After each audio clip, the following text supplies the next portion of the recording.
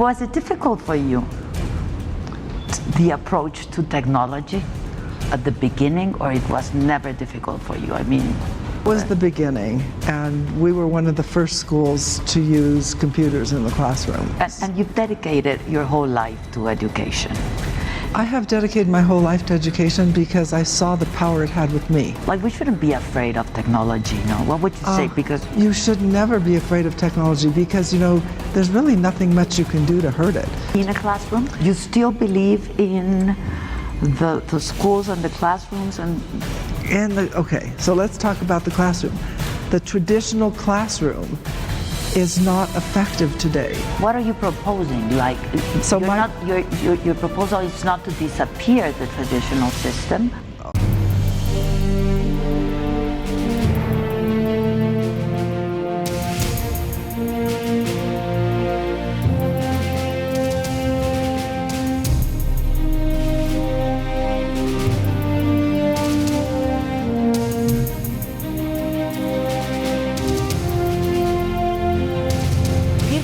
Bajo y hasta lo más sublime. Y es que exhibir luces y sombras de cada personaje se vuelve algo fascinante. Esto es En F y por Adela. Estoy contenta, estoy emocionada, muy entusiasmada de poder recibir en este estudio a una mujer pues que ha revolucionado la manera de estudiar y que, bueno, pues lo que pretende ahora es venir a México a pues cambiar un poco también el sistema tradicional educativo. Ella es Esther Wojcicki. Did I say it correct? Great. Thank you so much for the advice about the jet ski. Thank you so much. This is not your first time in Mexico. No, it's not my first time. I'm very happy to say. You like it here? I love Mexico. I love the geography. I love the country, and I actually really love the people. They're so friendly. Have you had any time to be around or to visit something? Not Well, really. I visited a lot of different places in Mexico City, the museums. I walked around, is it Polanco? Yeah. Oh, I walked around at night. I walked in the park. I've been to some other places in Mexico in the past, and resorts. And we have good friends in common, so maybe they take you around. They take me around, but also it's just really easy to make friends.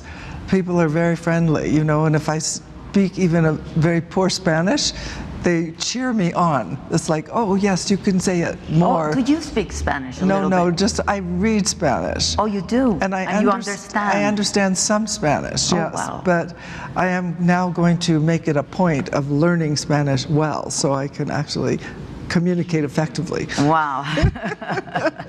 Now, can we know a little bit about your background? I mean, I was telling the audience that you're a journalist, and Yes. you've been teaching like for 34 years. 34 years. Can you imagine that? Yeah. I mean, all your life you've been Yes, teaching. Yeah. that's right. What came first, the journalist or The journalism. So I first started as a journalist, and I worked for Los Angeles Times, and then I worked for a Berkeley newspaper called the Berkeley Daily Gazette, and then also worked part-time for Time magazine. And what I discovered when I was doing this, it was in the 1960s and 70s, there was a lot of discrimination against women. So I had a lot of problems, and unfortunately I couldn't even get into the San Francisco Press Club because it was men only. And so that changed, fortunately. But in the meantime, I just decided to have some children. 3, right? 3 daughters. 3 daughters. All women? Yes, all Wow. women. Yes, it was a very exciting household. And you had to empower them because you suffered the discrimination, no? That's right. I guess so. Yes, for sure. So my goal when they were born was to empower them, and I said, I don't care whether you're a girl or boy or whatever, you can do it. So that was my goal for them, and they did it. You did great, yeah, you did a great job. That gives me hope. Well, it's because for all of women. your 3 daughters, they're great, they're doing great. Yes, they're all doing great. So you know what they do, yes? I know about Suzanne. Susan is like the CEO of YouTube. That's I correct. am very But before proud that? of her. She was in Google. So before she did that, Susan was in charge of advertising at Google. So she came up with a lot of the strategies of how to earn money for Google. So when she first met Larry and Sergey, all they knew how to do was find information, search, which is very important, right? But then her duty when she was hired was, please help us make money. We don't know how to make any money. And so she was like, well, let me think about it. Wow. But then she came up with a lot of strategies for how to advertise effectively on Google together with a team of people. And then, of course, you know what happened with Google and the advertising. Of course. Yes. But how did they meet? That the audience will love to know how it's Susan with Sergey and Larry. So Susan bought a house, and then it was a very big house, 5 bedrooms and 3 bathrooms. Very big. Very big for a young couple. And then she came back from her honeymoon, and she realized she couldn't pay for the mortgage. And that the question is like, what is she going to do? You know, no, her mom and dad, no, that was not an option. So she thought, well, I'll just rent my garage. And so she looked around for somebody to rent the garage. And somehow she met Larry and Sergey. Wow. And they moved into not only the garage, they occupied 3 bedrooms and the bathroom downstairs. They slept there also. Well, they weren't supposed to, but they ended up sleeping there a lot. You know, at 3 o'clock in the morning, they and their 30 computers wow. were in the garage and the house and the bathroom. Yeah.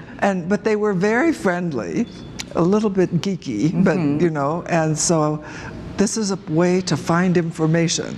So I was like, oh, okay, really? Let me see how it works. Wow, what a revolution. That's right, it was a revolution. It was a big revolution because before Google, all these search engines, they were curated. So that meant, you know, that was kind of like somebody looked over it and put it in. So Yahoo was very popular then.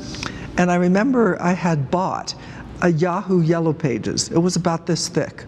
And then you looked up in the Yellow Pages what you wanted, you know, maybe hair salon. And you looked up and then you found it and then you typed in the address.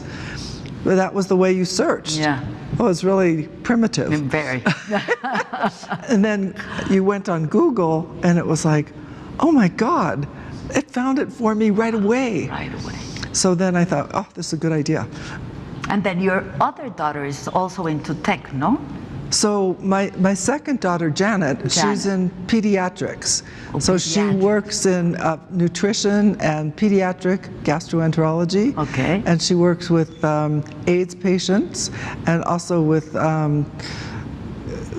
basically nutrition. Okay. And you know, how to be healthy.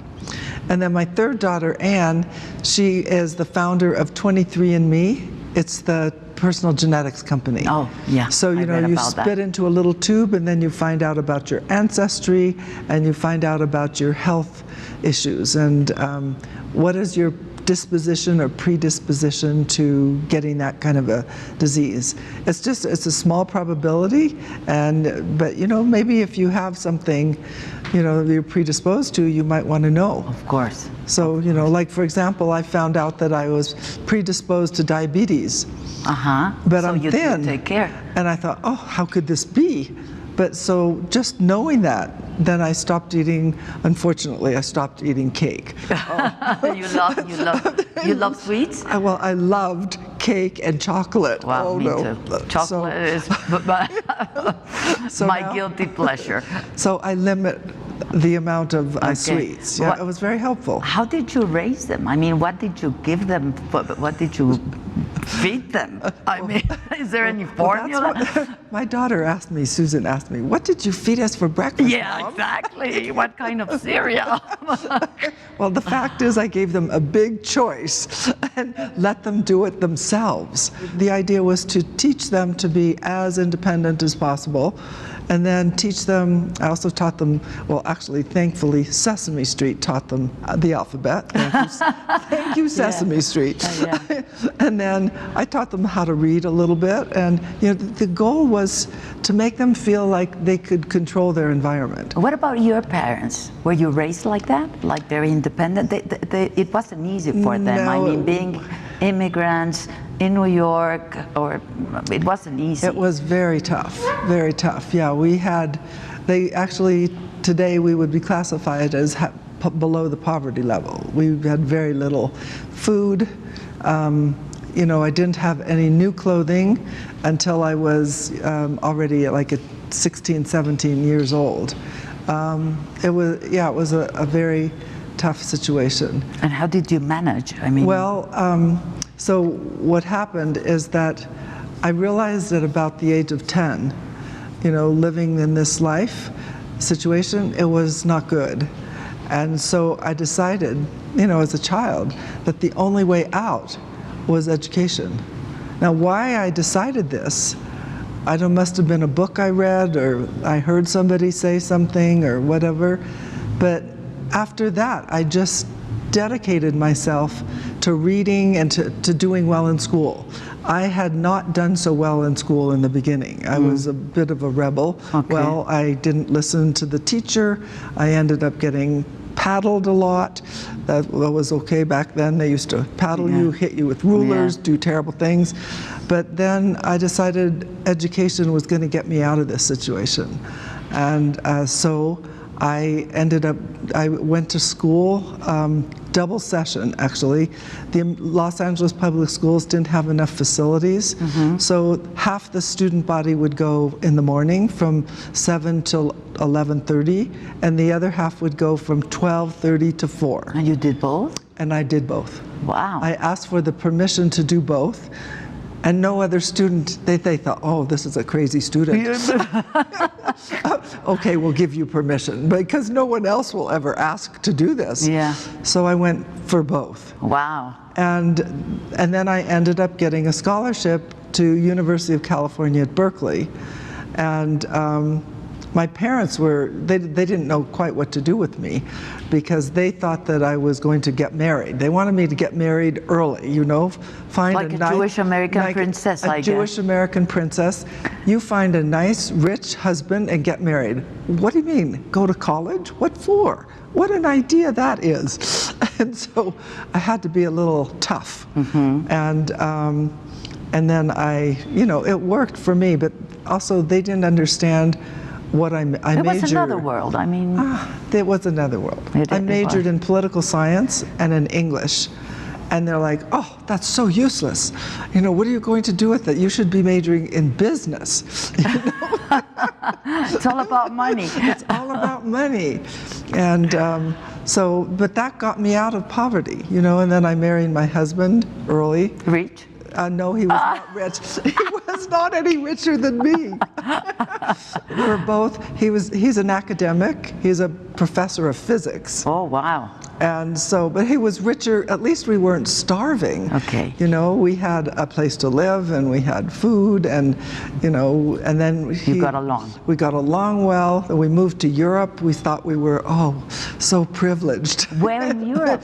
We were in Europe in the middle of the 1960s, and we lived in Geneva in Switzerland, and then I lived in Paris. Wow. And I thought I had arrived. It was so nice to be. This is what I always wanted to do. Always wanted to do. And I felt very lucky that I had, had this opportunity. And then we came back, and my husband got a professorship at Stanford University, and then I decided, I taught for a short time. I thought teaching was a good career. At least I didn't face the discrimination in teaching. So I taught, and then my first daughter was born First, second, they were very quick. First one, then 18 months later, the second one, and then 2 years later, the third one. And at that point, I had my own class right in my house. Wow, yeah. 3 students, of course. 3 students. It's like, and then I thought, well, I'll just try out all my theories on them. Let's see if it works. And you did. And I did. I tried it all out. My question for myself was, how early could I teach them to do something?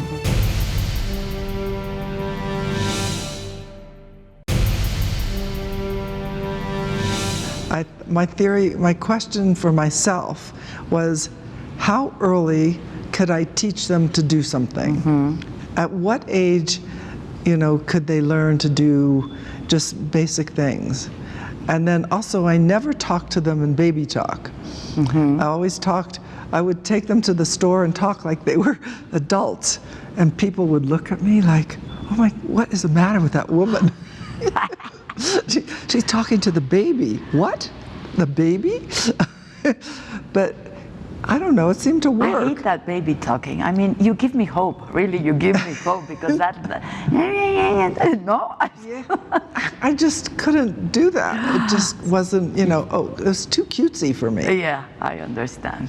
And so then I expected them to be able to talk back to me, right? Not just, I don't want any of that silly stuff. And now you're very proud of them, and they should be very proud of you. Are you very close? We're very close to each other, yes. You never questioned yourself if you were doing all right? I mean, the way you were raising them? No, I didn't question them because I knew that independence came through education. And so I never questioned the education motive. And I saw myself that I was able to get out of poverty with education, and then I thought, well, I want to make sure that they are never discriminated against, man, woman, that no matter what, they should feel like they can do it. And I introduced them, to older kids, and the idea was, you can be friends with anybody, doesn't have to, can be somebody with a long title, can be somebody, the housekeeper, everybody you should be friends with and respect them. So it worked. And really. now Susan is the most I read it, she's the most powerful woman in the internet, no? She's the second most powerful woman in the internet, in the world. Who's the first one? I think it's Sheryl Sandberg. Okay. Yeah. Who I also know, who also is a great human being. Now, was it difficult for you, the approach to technology at the beginning, or it was never difficult for you? I mean... Well, so I'll just tell you what happened with the beginning of technology. I was teaching journalism in the high school, and my equipment consisted of a typewriter, and so my students typed it up on the typewriter, and then I handed out X-Acto knives to all the kids so they could cut out the story after they typed it, and then hot wax, because you pasted it on a pasteboard. So when I saw a computer, first I didn't know what it was, in a store in Los Altos. And I realized that you could just type it on the screen, and then if it was wrong, you just go backspace. I mean, it was like a miracle. Oh, yeah. And I wanted to have one of those things immediately for my class. And it was $5,000, a little pricey for me. So I wrote a grant to the state of California, and I requested 7. This was a lot of money then. Yeah. And everybody in the school said, oh, you'll never get it. And you did. And I did. Wow. But then here came the big challenge. Did I know how to use it? No. No. So I said to my students one day after they arrived, it took me about 2 weeks to bring up the courage. I admitted to my students I did not know what I was doing, and could they help me set up the computers? And boy, did they think that was the best thing I ever heard. Teacher doesn't know what she's doing. Yeah. And we know more. Were you bullied? No. By your students? We worked collaboratively. They loved it. Yeah, of course. And you've dedicated your whole life to education. I have dedicated my whole life to education because I saw the power it had with me. And I think about all these people that maybe, you know, they don't feel in control of their lives. And I realize that education can help them too. And today education, it's everywhere. You can get it online. Khan Academy, you know, there's so many opportunities to learn on the web. If you have internet. If you have internet, but I'm working. That's another story, I understand, but it is a problem for a lot of people. It is a problem, and I am very concerned that not everybody has that. And so one of the projects I'm working on is to try to help get computers that will work in environments without strong internet, low internet, or, you know, almost absence. And Google was very interested in this. They had this thing called Project Loon, trying to get the balloon, the big balloon, trying to get internet to all areas of the world. So I am very interested in this because I think all these areas that don't have access, I would like to see if there isn't a way we can still connect to the internet. And they are working on it. Wow, that's very good news. Yes. For the whole world. I mean, I think it's great news for the whole world. It is. And now, what do you think of the traditional system, educational system, the traditional educating system? So the traditional system, it works really well for the last century. Exactly. Is it obsolete? It's right obsolete. So today, everybody, even low-income people, they all have a phone in their pocket. Mm-hmm. And in that phone, they can search for things and find information. And you can actually learn on your phone. And so you don't have to sit in a class and listen to a lecture or go to the library and get a book. You can go online and search for something. So some of the areas that don't have internet yet, as I said, we're working on that, but most people have this facility on their phone and on their computer. So what we need to do is teach people how to search, how to get that information they want. And that's something that's really important. In a classroom? You still believe in the schools and the classrooms? Okay, so let's talk about the classroom. The traditional classroom is not effective today because no one wants to sit and listen to a boring lecture. No one. I mean, even adults don't want to. So the most effective thing to do is to use technology to get students to find out about a topic. For example, you're trying to find out something about current events, something that happened. You get the students to find out something about that event, whatever event it is, maybe unfortunately some of the tragedies that have happened, and then they come to class with the information because they can find it. And then what you do in class is have a discussion. Discuss, yeah. Then they're all engaged. And so they don't want to sit there and listen to me talk about it. They want to do something about it. So they want active participation. People learn when they do something. They don't learn when they sit there and memorize just for a test. Oh, you forget the other day. Well, the statistics show that even if you got an A on a test, 2 weeks later, you would fail the same test because you forget. So what's the purpose of memorizing all that stuff? I mean, you want to memorize some things. Memorization is still important, but it's not the whole thing like it was last century. Because last century, we didn't have computers. It was in the library, right? You had to go to the library, get a book, read the book, and then try to remember. Yeah. Today, if I want to know how to get to another part of Mexico City, I just take it out of my pocket and look it up. It's amazing. It's amazing. Or if I want to know something about the president of Mexico 10 years ago, I just look it up. You know, information is at my fingertips and at everybody's fingertips. But what are you proposing? Like, so your proposal is not to disappear the traditional system. My proposal is to share. Blend. It's called blended learning. So I have a book called Moonshots in Education, and it's launching blended learning in the classroom. I couldn't find it here, actually. I'm so sorry. But I will send you one. Yeah, send me one. It's actually... I wanted to read it before the interview, but I couldn't find it. But you're going to send it to me. It's actually in Spanish, been translated in Spanish, Random House. So I should give them a call while I'm here and ask them, where is it? Exactly, great. But this is what you're proposing, like to blend. To blend. So you have, the ideal would be 50% of the time is lecture, and the other 50% of the time is project-based, using technology, computers to find the information and to work on that information. And many schools don't want to do 50-50 because they're like, oh, maybe that won't work. They're a little afraid.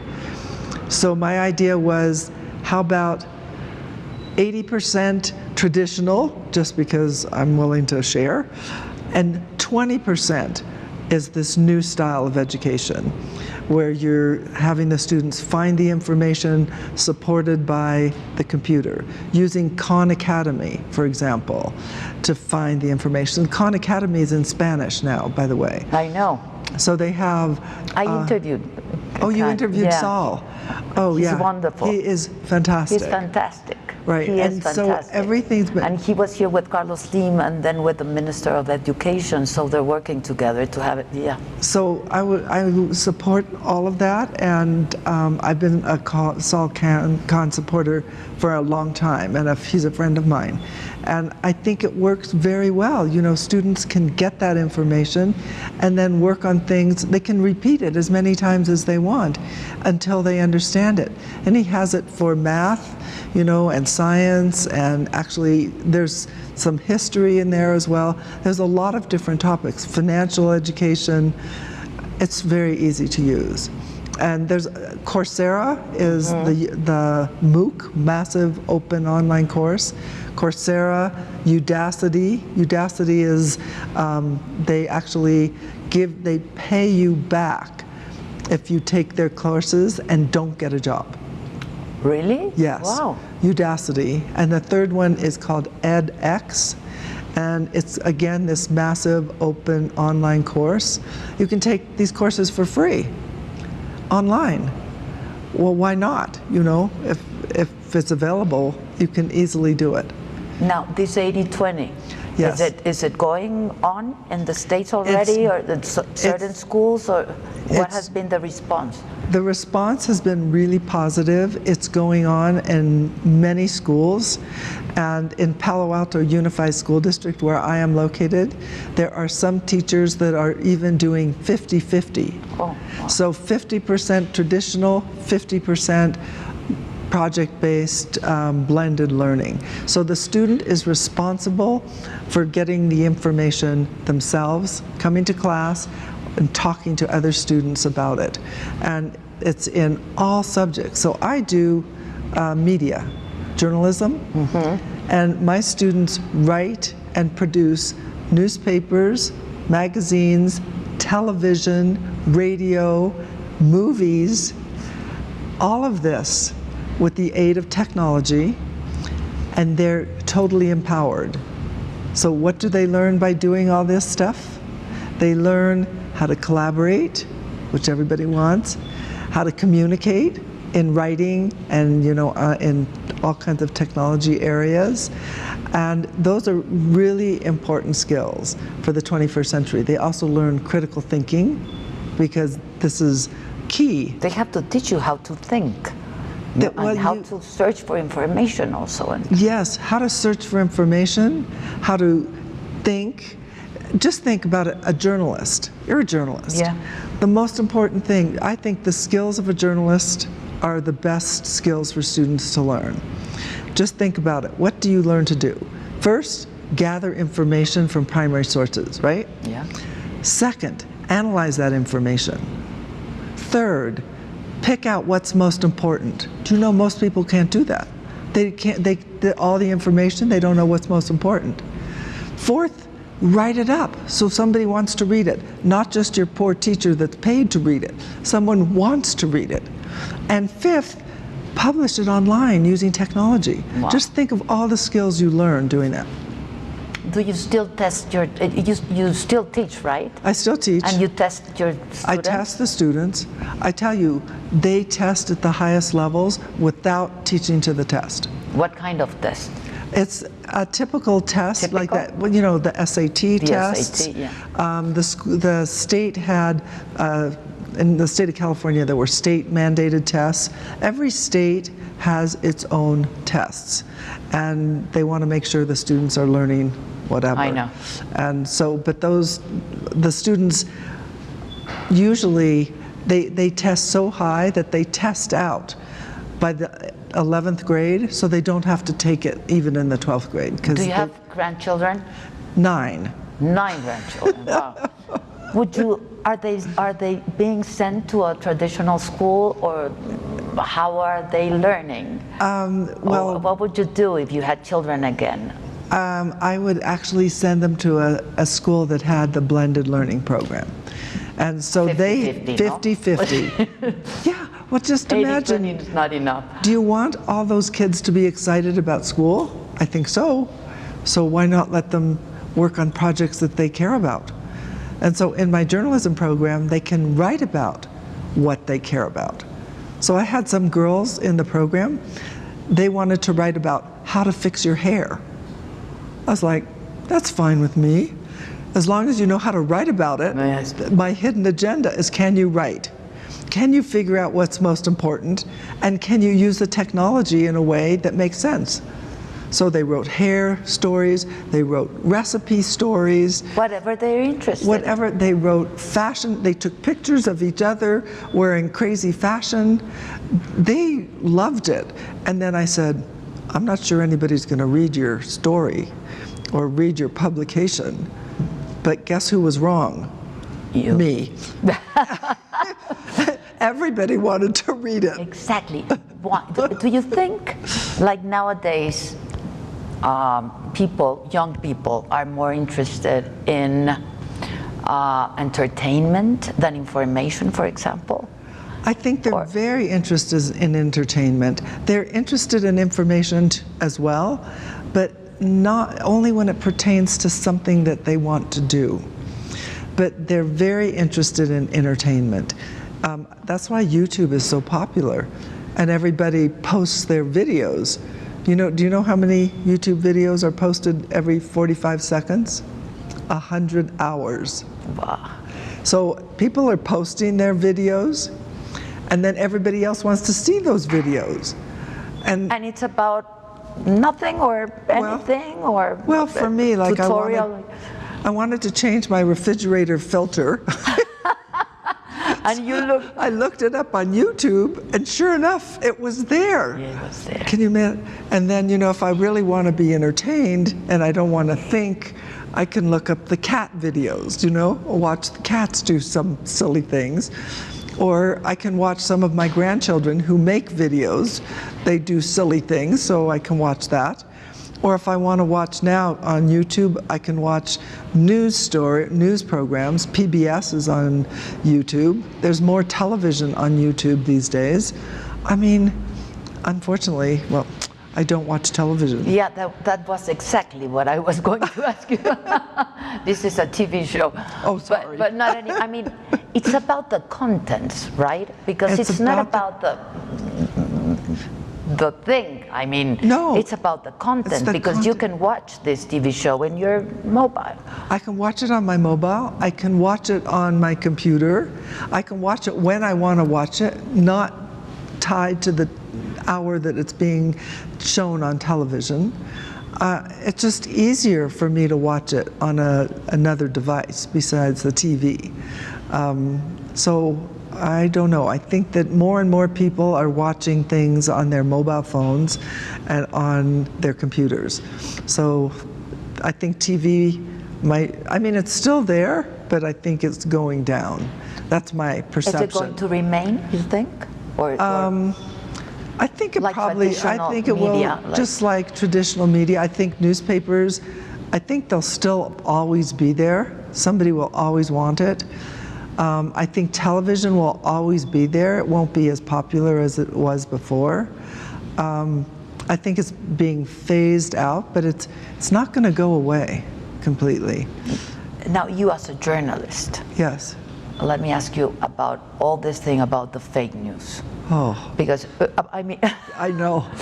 because you can Google something or you can look something up in the web and you'll find it, but you never know. I mean, how do we learn to know what's good information, what's the correct information, accurate information, and what is not? Great questions. Great. Thank you. Seriously. It's because that happens to me a lot. I mean, and this is what I do for a living, and you never know. Right. So I'm actually working on developing a curriculum for all schools, digital literacy. We hope to have it all over the world, actually. How do you know if it's fake news or not? Well, the number one thing you have to do is look at the source. Where did it come from? That will rule out 90% of the fake news. Well, that's journalism lesson 1, no? That's right. We always learn that who, when, where, And why. That is number one. But most people don't know how to find the source.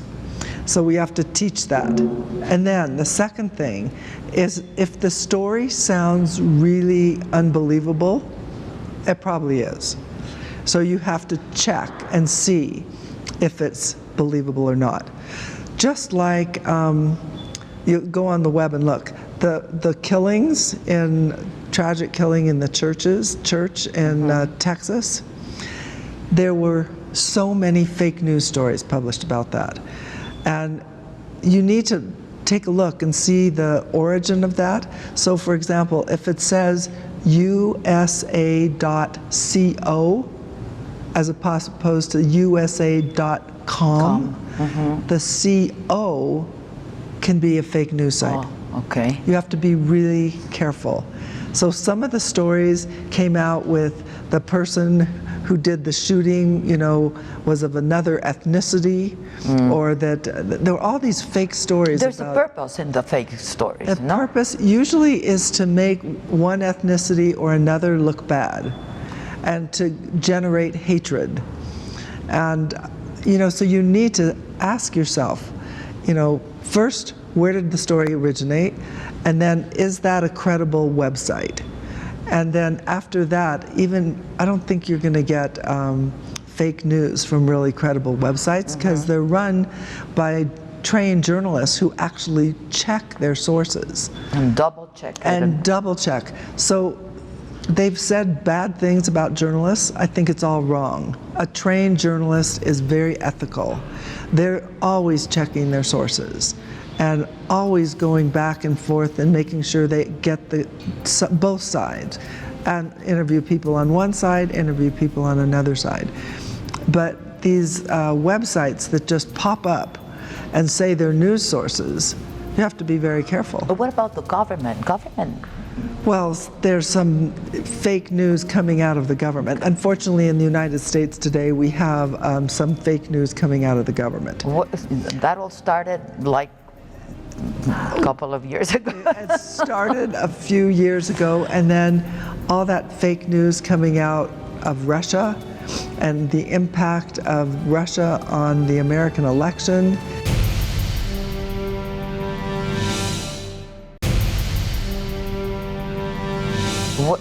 That all started like a couple of years ago. It started a few years ago, and then all that fake news coming out of Russia and the impact of Russia on the American election.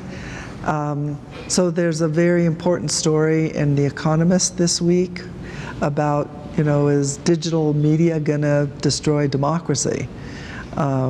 Because we don't know what to believe and what not to believe. It's very complicated. What do you think? Social media is democracy, or it's supposed to be democracy. Social media is democracy. It's the democratization of language and speech and discussion. I think we have to think of ways, I don't think we've thought of ways to control it yet. I think it's still a problem. Just like on Facebook, so many of the stories that come out on Facebook are fake news. And people share that. And so then it comes on your news feed and you see, oh, my friend just shared that. So then you click on it. And Facebook is paid by the number of clicks. Yeah. And so while they're trying to solve the problem, I know they're seriously trying, in fact, those clicks make a lot of money for them. Yeah, of course, they do. So, yeah. You know, they're attacking their own financial structure. Their business, yeah. Their business model. Yeah. It's a very complicated situation. But I would say that if you really want to make sure it is attempting democracy. It is attempting democracy. That's very dangerous. Well, democracy is chaotic. Democracy can be dangerous. Also, yeah. Yes. But just like YouTube is the democratization of video. Before YouTube came along, for you to be an actor or a musician, you had to get somebody in Hollywood who said you were good. Otherwise, no, you couldn't make any money. Just look at all the people that are making millions of dollars now on YouTube as self-proclaimed entertainers. They trained themselves, or just there's a woman or many people on YouTube that offer advice, and they make a lot of money again on the clicks. And I mean, it's a different world. But this is something that's worrying you and the whole community of tech. Well, YouTube, the only thing that worries me about YouTube is if there's terrorist videos that are posted there that then go out and give misinformation and incite to riot. That would worry me. But YouTube is very conscious of this, and they pull them down right away. Twitter is harder to control because, you know, I can write a tweet in an hour about something that's not true, and then it can go all over the world. Viral. Just like that tweet that said that the Pope supports Trump. That was a fake. And before they could stop it, it had traveled all over the world. So I don't know how to stop the tweet stuff. It's a problem. And but it's also very democratic because everybody, I mean, it's freedom of speech. So it's angel and devil. I mean, that's why the only thing that I think works if you want to promote democracy, the only thing that works is education. You have to teach people to be suspicious and check the sources. And if some random person says that, you know, something tragic is going to happen, or that you have to check and see if the source is credible. Because if it's not, then you should first of all, you should not share it. And secondly, you should not believe it. And I mean, it can be very hurtful, you know, and I think it's a way to protect us from the democratization of speech that might not be what you want. Just like, you know, they had this freedom of speech is limited to something. Freedom of speech, you cannot yell fire in a crowded theater. So there are some limits, and there should be. They have to be, yeah. They have to have some limits on freedom of speech on the web, and I don't know what those limits. We're thinking about it now. You know, I'd love to have this discussion again in a few months, and see where we're evolving. But I am working on this curriculum with the museum in Washington, D.C. So the museum, it's a museum of the news, the history of the news. And they have a great educational website, and so I'm spending a lot of time working on that with them. And then I also have a program at the University of Oregon called Journalistic Learning Initiative, and it's creating resources for teachers to teach this in classes everywhere. So it's coming. I hope it'll be quicker than, sooner rather than later, because I think we all need it. Of course. And every country. Every single country. Every single country, yes. And so you need it here in Mexico, but you're not alone, and... How familiar are you with the Mexican educational system, or you want to do something here? Have you been in touch with somebody, or? Well, I've been in touch a little bit with people. I've gone to see the Mexican educational system in the different schools. Public schools? Some public schools, some private schools. And then last night I talked to, his name's Alejandro Ramirez. No, yeah. He is, he's got a very big foundation. I think it's called Mexico First. And I'm very impressed with what they're doing, and I'd like to help support that. I think that Mexico can become one of the best countries in the world through this education, and they produce more engineers than any other country in the world. Did you know that now? No. Monterey Tech. Yeah. And so we just need to help. I think Mexican kids are very creative, artistic, musical, in general, very innovative, and we need to just support that. And so I see the schools where the kids are still lined up in rows, still told what to do all the time, still no power for the student. But that's not just Mexico, it's worldwide. And so we need to help the community and the teachers see that students learn more when they have some control of their learning and when they want to learn. It's passion-inspired learning. And that's what my students have. They have a passion for what they're doing, which is why they learn. And then if you don't have passion, I mean... If you don't have passion, first of all, you're depressed. Yeah, I know. You need to have passion for something, whether it's cooking or, building bridges. Whatever you do. It doesn't matter. It's just you have to like what you do. At least part of the time, at least 20% of the time you have to like it. And you can't spend 100% of your time being miserable. You always enjoy what you're doing. I mean, and you're a very happy person, and you're a very happy woman. I mean, you've been very disruptive, no? Right. For your environment. Yes. And I think, are you always surrounded by young people, the students? And I'm always do you enjoy that? I love being with students. There's, if you don't try to control them and you try to talk to them and understand them, I'm telling you, it's amazing. And yes, it makes me very happy to be in my classes and be with students.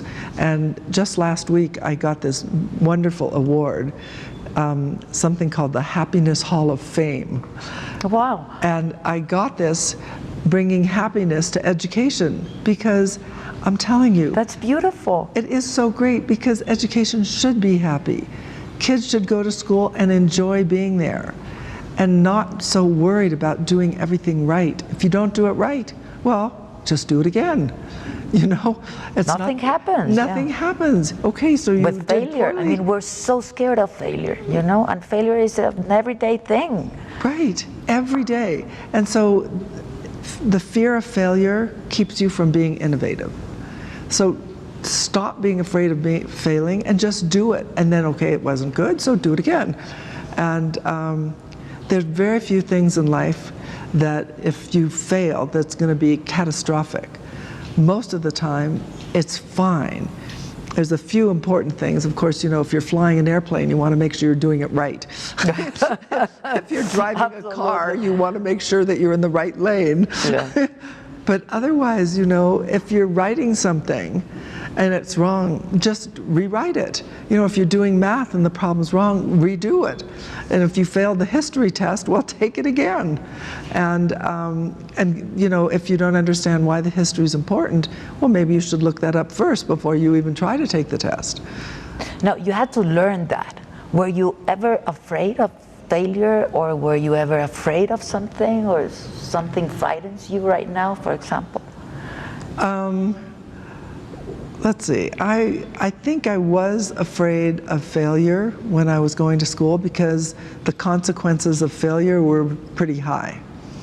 And but when I was in elementary school, I somehow didn't care. You know, small children, they don't know. I told you at 10, I figured out maybe it was worth it. And then in high school, I somehow was so interested in succeeding that I didn't have to really worry about it. And then when I went to school at Berkeley, I mean, the classes were so tough that, you know, it was possible to fail. And so I was concerned, let's put it that way. And I worked hard, but I did not get all A's because it was just too hard.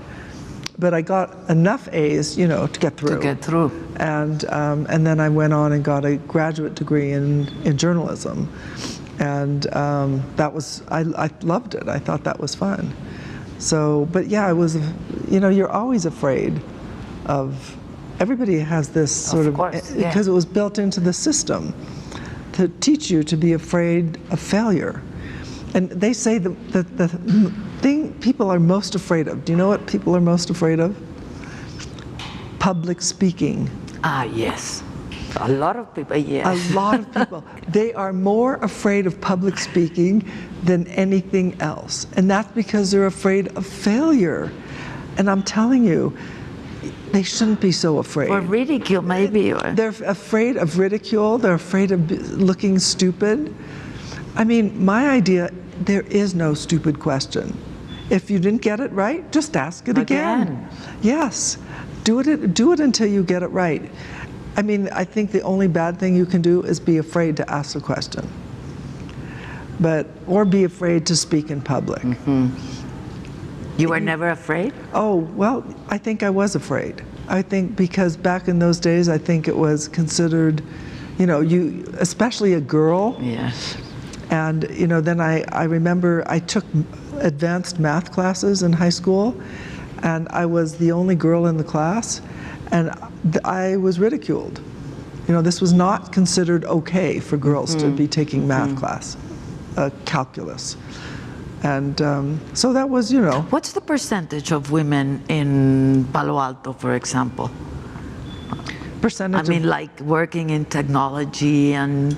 not as many as we want. It's very manly, no? Yes. And actually also in investment banking and any kind of venture capital, it's primarily men. So I'm working to try to get more women involved in. Count me in. I would love to collaborate with you in that, because it's all again, discrimination, women discrimination is all over the world. I mean, right. It is all over the world. Many places more or less, but it is. But you know, I can tell you, women are really great stock pickers, and they don't know it.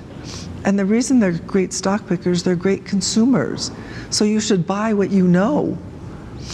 And you know, you don't have to go through some large catalog or, you know, look through all the reports. You know exactly what you know what's popular. Just buy it. So, I mean, I just remember I bought a stock. I remember my husband's like, what kind of crazy stock did you buy? I bought Costco when it first started because I said, oh my God, I love this store. No, really? Yes. And I'm going to buy their stock because I love it, and I bet all my friends will love it. And I was right. It's everybody. Of course you were right. You made a lot of money, I guess. I made a lot of money on Costco. Wow. Yeah. But I only You should also follow your instinct. No? follow your instincts, Yeah, you know, yeah. and, you know, look around and see what your friends are doing and what they like to do. And then if there happens to be a stock based in, you know, just buy it, even if it's a small amount. Of course. You know, We ran out of time, and I'm enjoying so much this conversation.